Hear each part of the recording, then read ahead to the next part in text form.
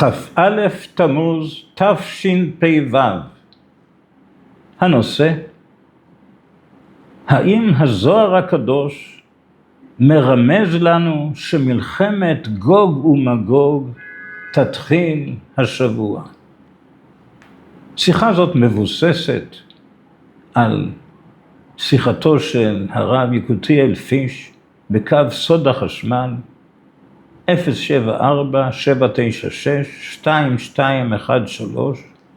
שלוחה 4, ממוצאי שבת האחרון. מובא בזוהר הקדוש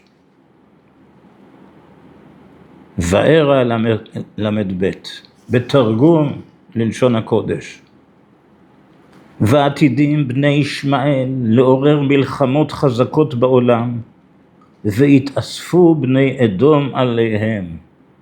באותו זמן התעורר עם אחד מסוף העולם על רומי הרשעה, ויערוך בה מלחמה 3 חודשים. והתאספו שם עמים ויפלו בידיהם, עד שהתאספו כל בני אדום עליה מכל קצוות העולם, ואז התעורר עליהם הקדוש ברוך הוא, כמו שכתוב: כי זבח להשם בבוצרה, וטבח גדול בארץ אדום. ישעיהו ל"ד. ולאחר מכן מה כתוב? לאחוז בכנפות הארץ, וינערו רשעים ממנה, ויחריט את בני ישראל ממנה, כוונה לארץ ישראל.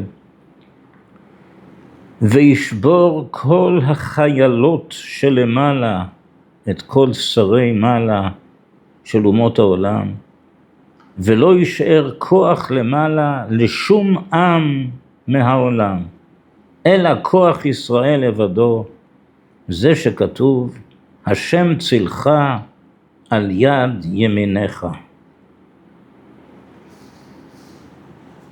זה מתאר מלחמה של 3 חודשים, מלחמת גוג ומגוג. מתי היא אמורה להסתיים? מובא בזוהר הקדוש, פרשת צו, שבהולשן הרבה מסתיימת תקופת הדין, וגזר הדין על אומות העולם יוצא אל הפועל.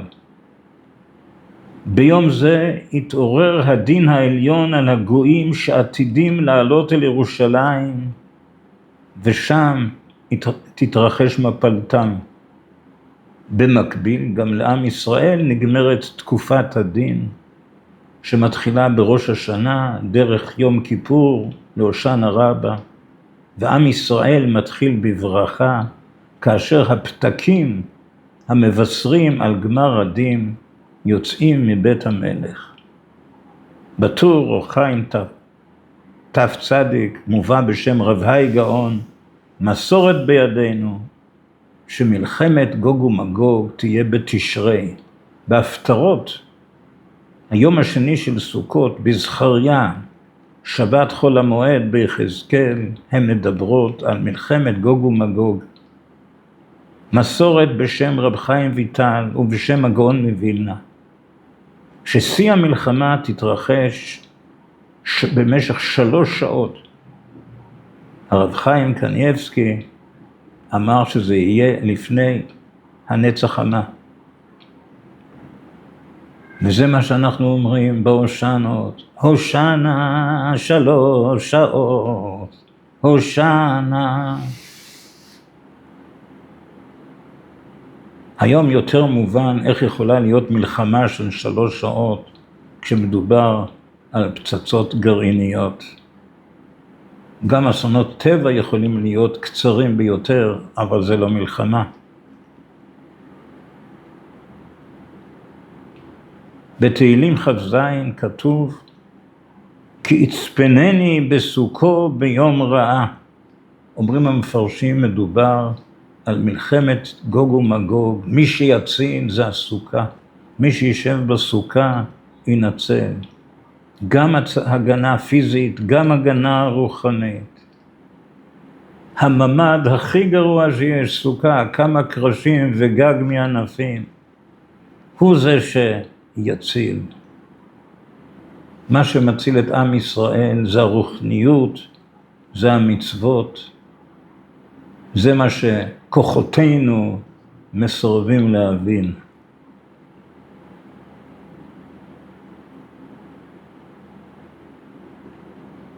בסוף מלחמת העולם השנייה, 10 נאצים ניצלו במשפטי נירנברג. מתי זה היה? זה היה ביום הושענא רבה. הרמזים הנפלאים במגילת אסתר על עניין זה ובקשתה של אסתר המלכה, אולי אם ירצה השם מדבר על זה בפעם אחרת.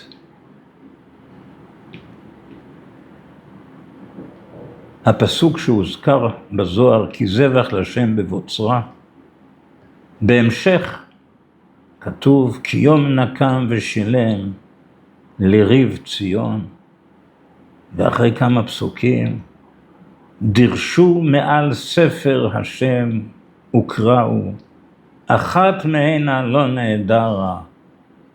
אומר הקדוש ברוך הוא, אחרי שהתרחשו כל הדברים האלה, תסתכלו בספרים שלי, בתורה, בנביאים, אחת מהנה לא נעדרה, כל הנבואות מתגשמות. אז אם כך, המלחמה נגמרת בהושענא רבה, נמשכת 3 חודשים. מתי זה 3 חודשים לפני הושענא רבה שהיא מתחילה? היום, כ"א בתמוז.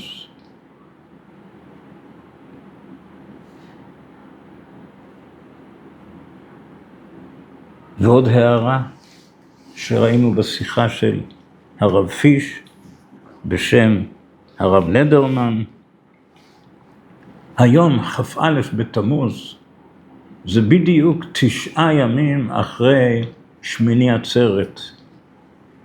שמיני עצרת מובא בסידור הרש"ש שהייחוד הכללי של חודש תשרי נעשה רק בשמיני עצרת, ואז נעשית קליטת הזרע, ו9 חודשים לאחר מכן צריכה להיות הלידה. זאת אומרת היום. כלומר, אם מסתכלים גם מאחורה, גם מקדימה, כ"א תמוז אמורה להיות לידת המשיח. תכף נראה שיש עוד תאריכים השבוע שיש בהם משמעות. השאלה רק אם זה יהיה השנה.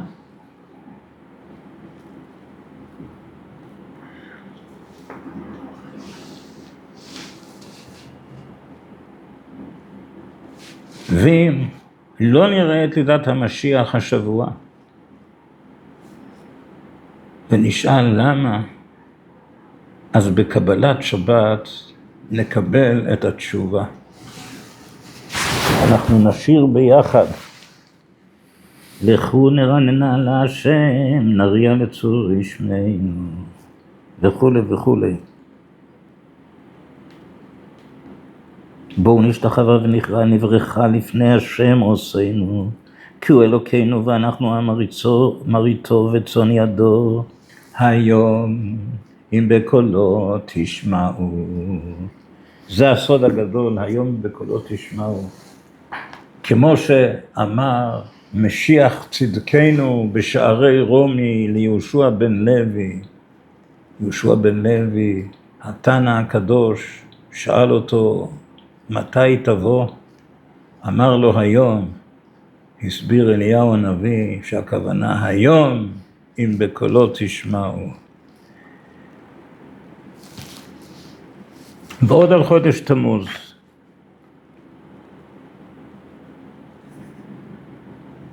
מובא בספר אהבת ישראל שתמוז אותיות תם וו זין.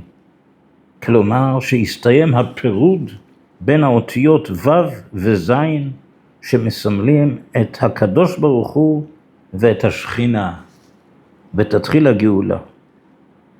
וכן מבאר את הכתוב, ועת צרה היא ליעקב וממנה יבשע, ועת צרה בגימטריה חודש תמוז.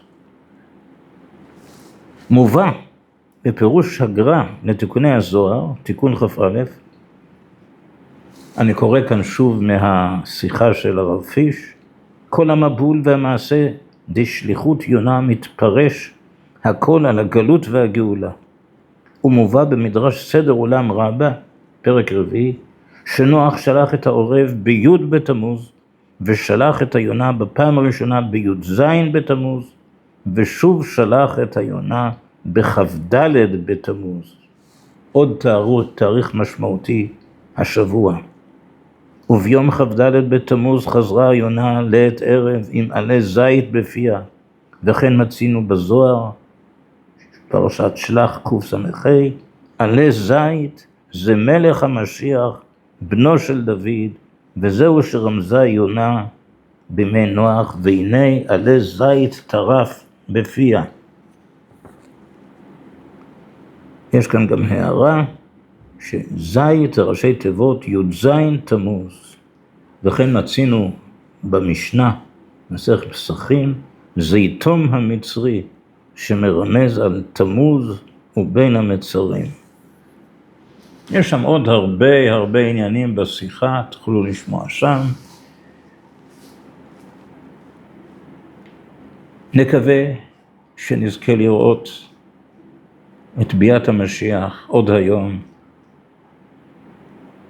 ואולי גם בזכותם של שני הצדיקים שהיורצייט שלהם חל היום, כ"א בתמוז.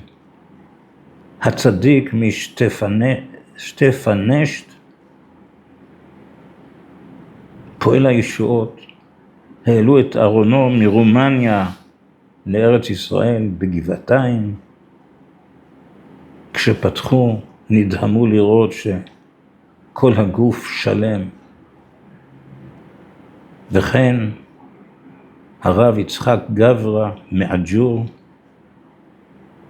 גם היה פועל ישועות גדול. וכן אולי בזכות הרב עמוס גואטה,